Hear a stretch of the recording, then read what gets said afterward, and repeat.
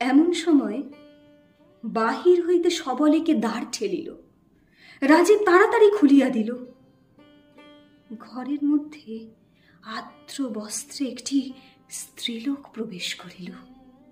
তাহার মাথায় সমস্ত মুখ ঢাকিয়া ঘোমটা। রাজীব তৎক্ষণাৎ চিনিতে পারিল সে মহামায়া।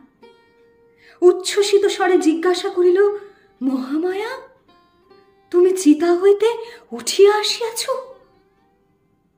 মহামায়া কহিল, হ্যাঁ, আমি তোমার কাছে অঙ্গীকার করিয়াছিলাম তোমার ঘরে আসিব।